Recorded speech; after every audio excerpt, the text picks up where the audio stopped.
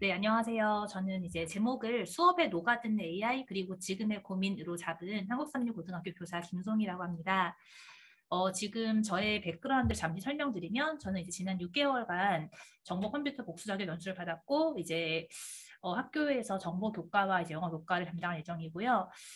이번 학기에 수업을 하면서 수업에 어떻게 AI가 녹아들었는지 그리고 하다 보니까 생긴 지금의 고민을 좀 나눠보고자 합니다. 시작 전에 제가 짧은 영상을 하나 준비했는데요. 최근에 정보교육계에서는 이 영상이 되게 화두가 됐었어요. 잠시만 보시고 시작하겠습니다. 드디어 소리 혹시 마지막 들리시나요? 들리시면 5 한번 대상의 띄워주시면 주인공을 감사합니다. 발표할 시간입니다. 대상 수상자는 축하드립니다. AI. 에? 아니 인공지능이 어떻게 상을 타? 말도 안 돼. 아니요, 말 됩니다. 최근 미국 콜로라도에서 열린 한 미술 대회에서 인공지능이 만든 작품을 제출한 사람이 대상을 받았는데요. 여성들이 모여 달을 바라보고 있는 듯한 오묘한 분위기의 그림. 말 안 해주면 사람이 물감으로 그린 그림이라 해도 믿을 것 같은데요. 이 대회에는 AI를 활용한 창작물 제출과 관련한 가이드라인이 직접적으로 마련돼 있지 않아 수상에 대한 번복 없이 대회가 마무리됐다고 합니다. 수상자인 제이슨 앨런은 SNS를 통해 AI로 만든 작품을 출품한 과정을 직접 밝히기도 했는데요.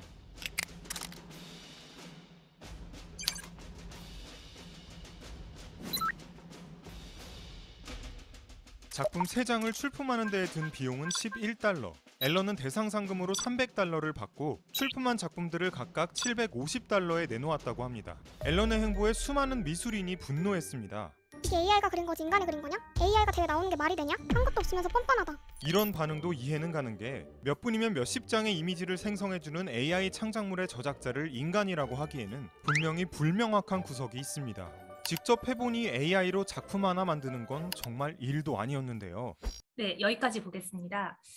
제가 이 영상을 보고 제일 놀랐던 이유는 이 영상을 보면서 그 작가가 사용한 프로그램이 저도 익히 알고 있었던 프로그램이었어요. 그래서 우리가 이렇게 흔하게 쓰는 도구로 이것이 작품까지 출품이 됐었고 수상까지 하는 그런 사회 이슈로 만들어진 걸 보면서 이러한 테크놀로지 변화가 내가 생각했던 것 이상으로 가까이 다가와 있었다는 느낌을 강하게 받았습니다.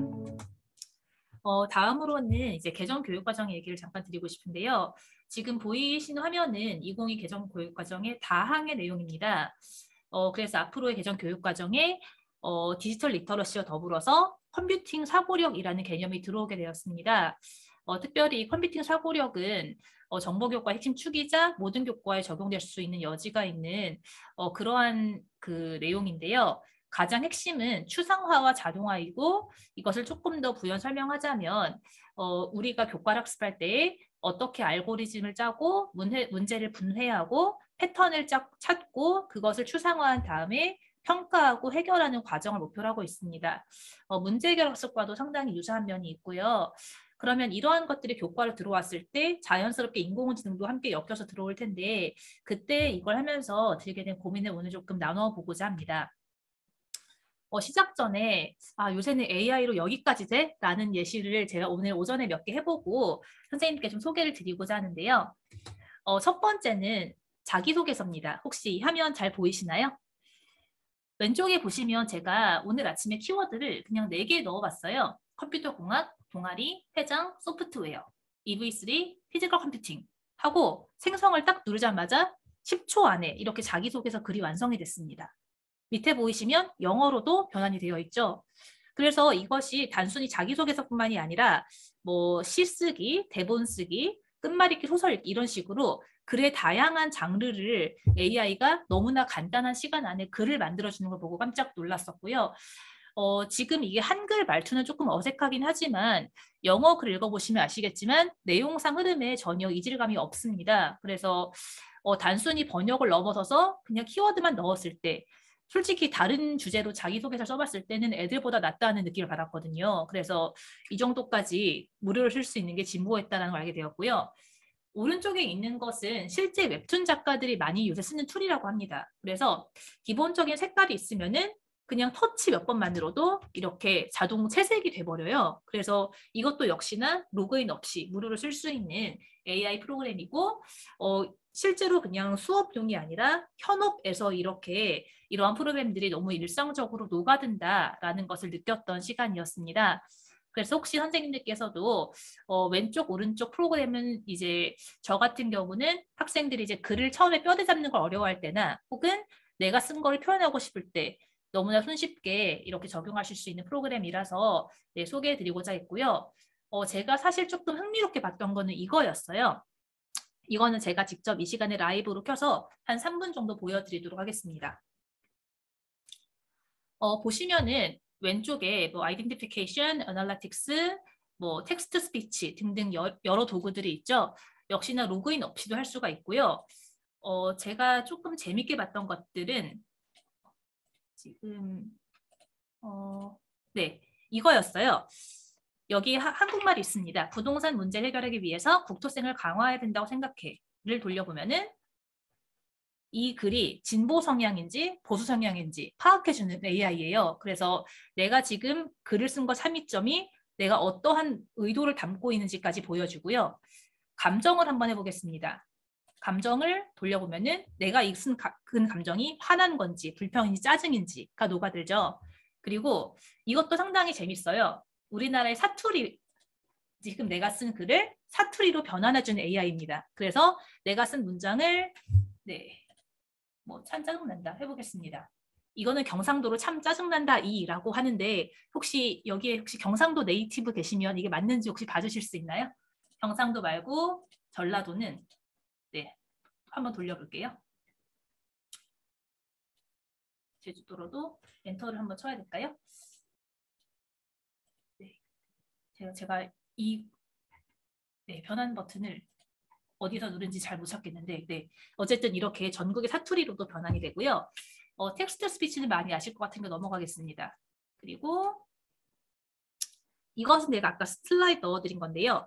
문장을 이렇게 변환을 했을 때 이 문장의 핵심 키워드, 그리고 키워드에 소속된 것, 그것이 어떤 카테고리에 속하는지까지 AI로 분석이 됩니다.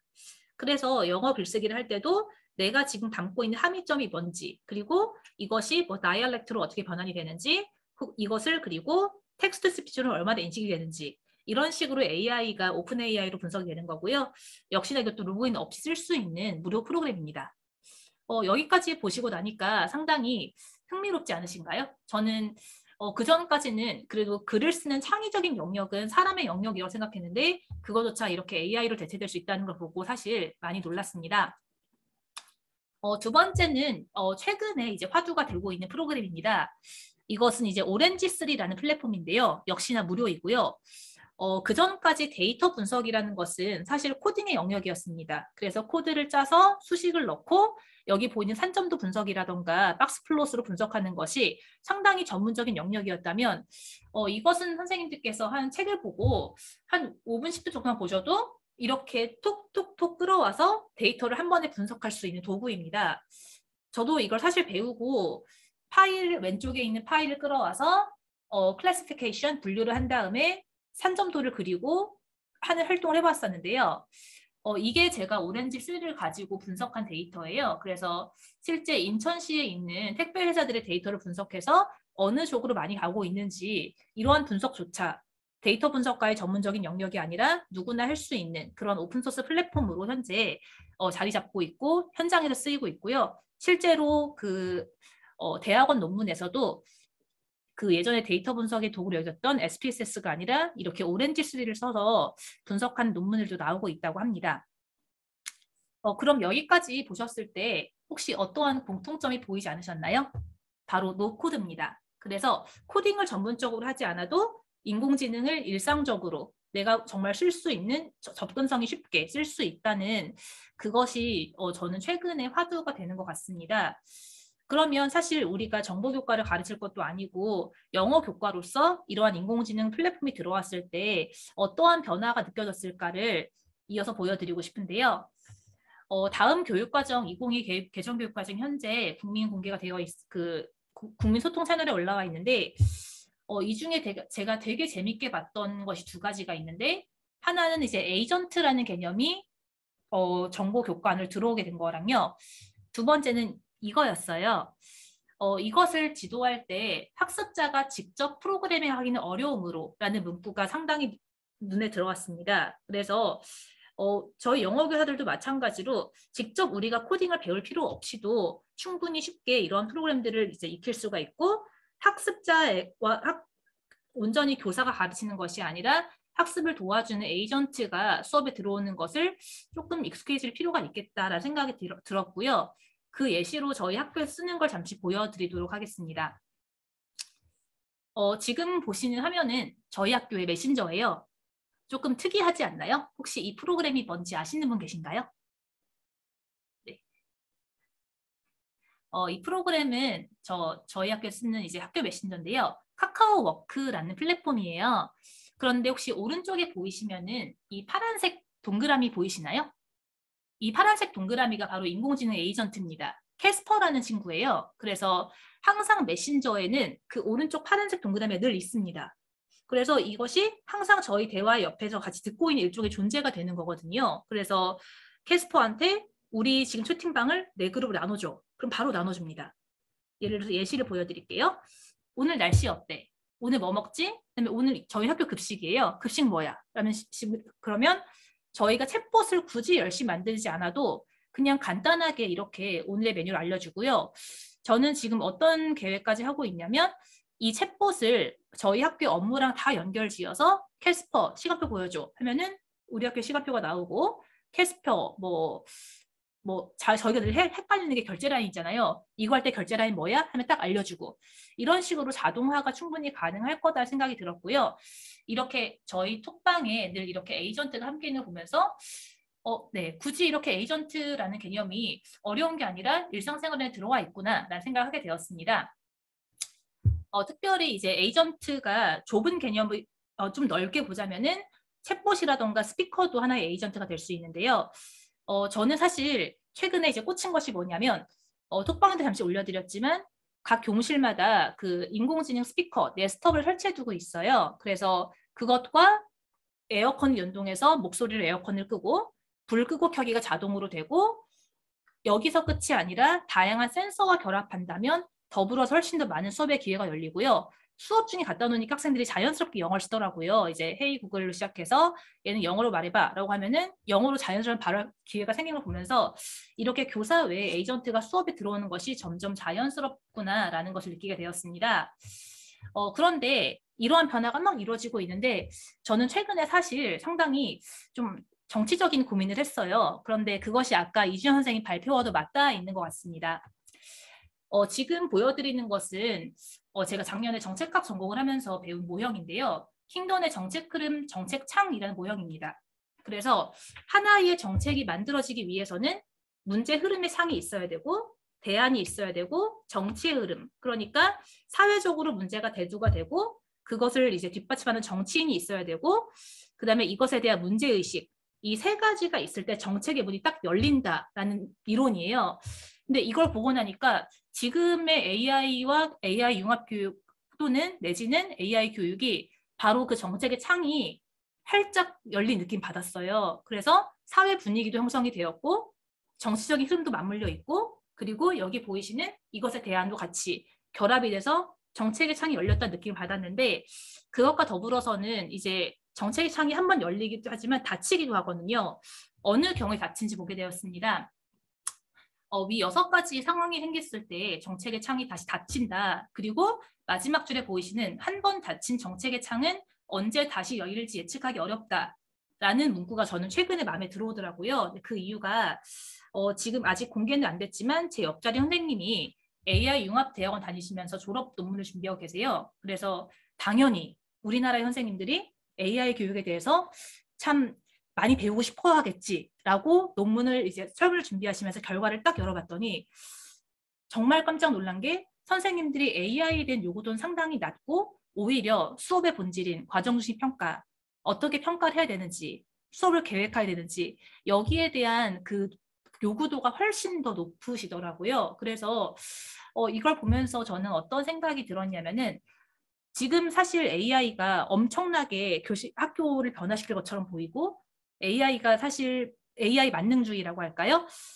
이걸로 인해서 사실 뭔가 엄청난 큰 변화가 열릴 것처럼 보이지만 실제로 이제 저희가 이걸 경험을 해봤을 때 그 역할이 생각보다 크지는 않을 수 있겠다라는 생각이 들었어요. 그래서 앞에서 보여드린 것처럼 물론 우리가 하는 것들이 많이 편해지고 자동화되고 추상화되고 자동화되는 그런 컴퓨팅 사고를 발휘될 수 있겠지만 그것이 생각만큼은 크지 않을 수 있겠다. 혹은 AI 만능주의를 경계해야겠다. 내지는 정책의 창이 지금 열렸는데 이게 닫히지 않기 위해서는 교사들이 뭘 해야 될까라는 그런 고민을 조금 하고 있습니다. AI 발전의 역사를 간략하게 보여드리면 다음과 같습니다. 그래서 지금까지 2번의 빙하기가 왔었거든요. 지금 3차 붐이 일고 있고요. 인간 사회가 사실 역사가 반복된다라는 말이 있듯이 이러한 흐름이 있을 때 우리가 어떠한 자세로 이 변화를 좀 대처해야 될지, 그리고 AI 만능주의라기보다는 과연 이것이 내 수업에 어떠한 유의미한 변화를 해야 될지 그 본질에 조금 더 집중해야겠다. 하지만 이것을 돕는 이러한 다양한 도구들을 살펴보면서 과연 내 수업에 어떠한 유의미한 변화가 있을까, 이거를 나눠주는 장이 이러한 스노우볼이 될 수 있겠다라는 그러한 생각을 하면서 네, 최근에 고민을 한번 정리해 보았습니다. 이상입니다. 감사합니다.